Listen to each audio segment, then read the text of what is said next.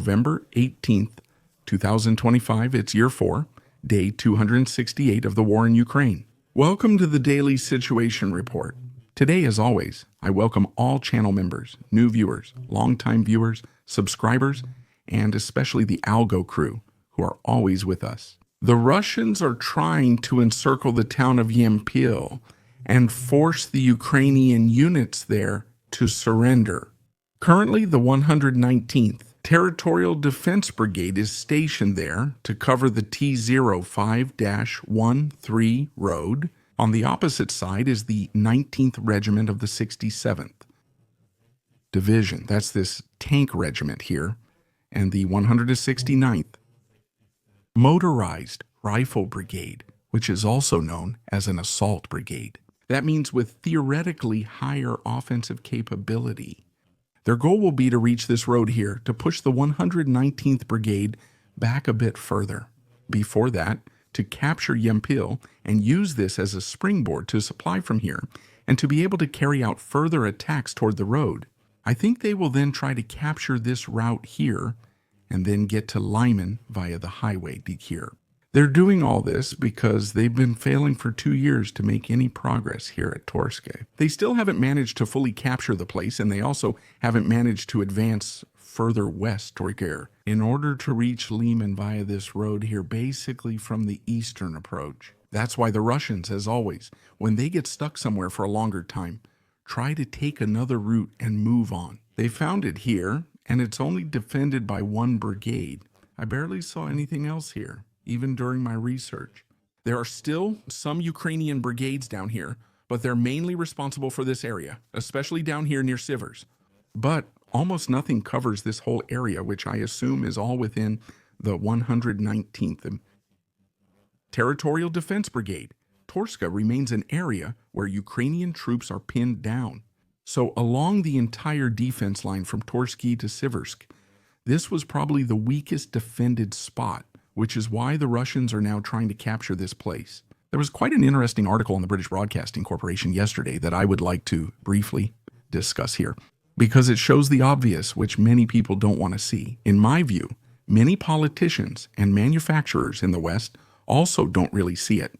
A Ukrainian major was at a NATO training ground in Poland so he could train Polish drone pilots and demonstrate everything that can be done with drones.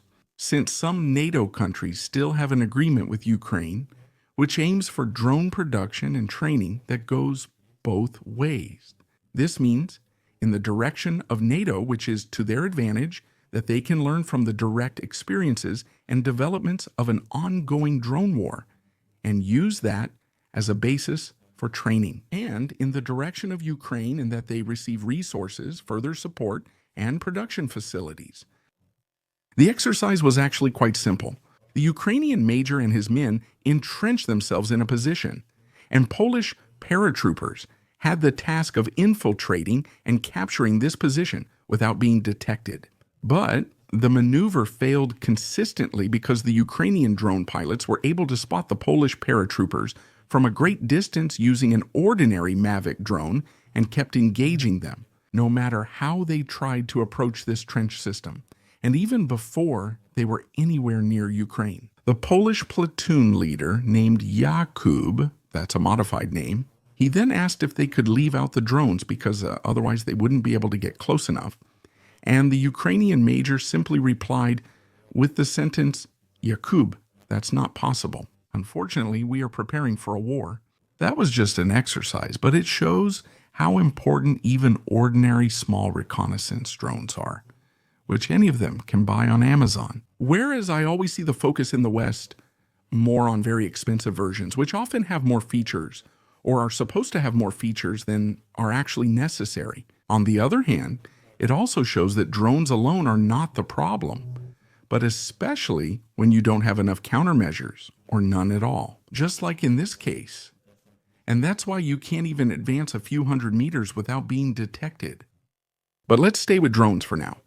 The Ukrainian city of Dnipropetrovsk was once again the victim of a nighttime drone attack. According to reports from residents, more than 20 explosions could be heard, which is quite a lot for a local attack. The Russians also hit the city's television tower and once again damaged infrastructure. The Russian reversed breakthrough legend is now starting.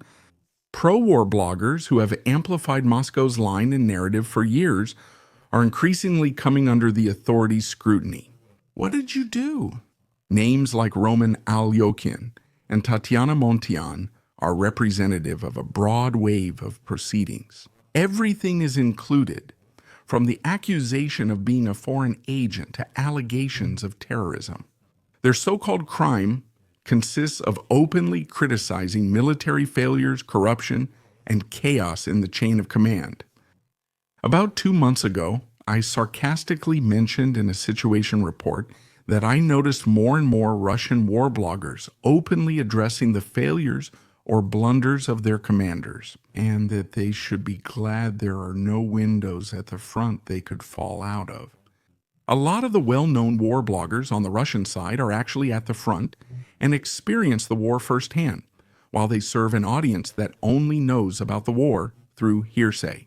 They only know Solovyov's latest propaganda show, which already presents an alternate reality. From what I see, bloggers are annoyed that the war's image is completely distorted back home. And that's why people have completely different ideas about the fighting and also the suffering of the soldiers. And on their social platforms, more and more people are calling for their soldiers to keep fighting and telling them not to make such a fuss, and why they still haven't won yet, while they have no idea about the actual situation at the front. And that's exactly the kind of thing the bloggers are showing more and more often, and also more openly, which makes them unpopular and gives the Kremlin a target to attack. The pattern is typical of authoritarian systems during wartime. When successes fail to materialize or military blunders by unpopular leaders become known, the propaganda ecosystem is cleaned up to enforce discipline.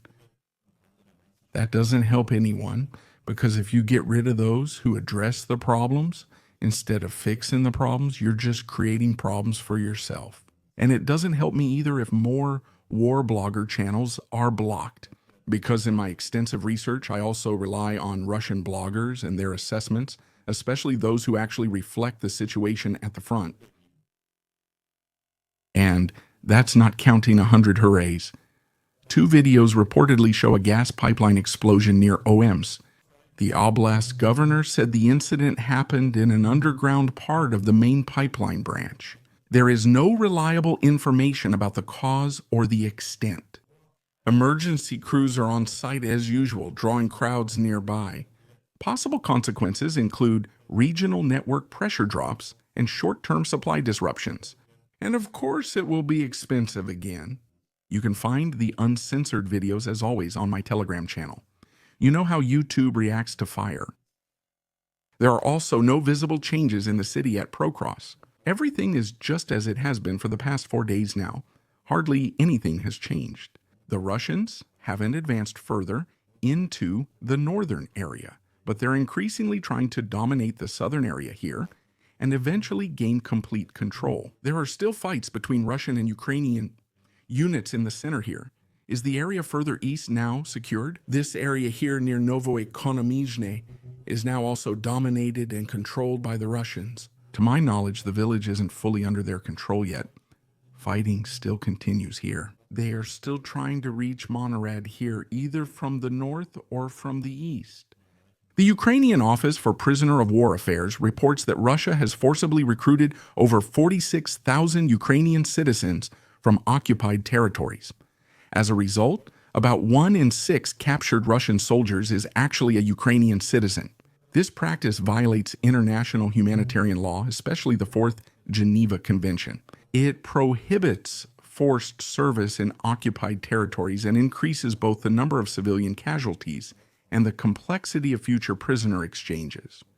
But that could change soon, since I recently reported that the Russians integrated the occupied territories into the Southern Military Command.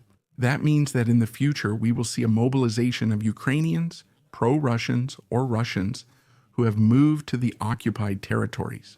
The Kremlin-affiliated aviation channel Fighter Bomber reports a missile attack on Voronezh and mentions 3 to 6 ballistic missiles, presumably RIM-2 or N as yet unknown type. If this is confirmed, it would be the first documented long-range ballistic strike of this kind since the beginning of the war. Ukraine is working with Firepoint, which is also the manufacturer of the Flamingos, on its own systems, specifically the ballistic missiles FP-7 and FP-9, which could fit this profile. There is still no independent evidence on the number, type, or impact pattern, but such deployment would be militarily significant. He is testing the Russian air defense in the hinterland, expanding the Ukrainian toolkit beyond cruise missiles and drones, and forcing Moscow to move defensive resources from the front to the rear. Until verification, the assessment is provisional. I only included it in the report because fighter bomber is an extremely reliable Russian channel, especially regarding strikes or losses on their own territory. A quick update on the situation. More and more channels are now reporting this attack, and there are more and more pictures and videos about it. These are from the Belgorod and Voronezh regions. These streaks in the sky are not from a ballistic missile, but from air defense. The Russians still confirm the attack and report that everything was shot down. They might even be right about that, since so far there are only pictures and videos of defensive measures and no reports of any hits. Thank you for listening. Special thanks to the Allgäu crew, channel members, and especially Lieutenant Colonel Renicky. Thank you for listening. Subscribe, like, comment, and see you in the next situation report.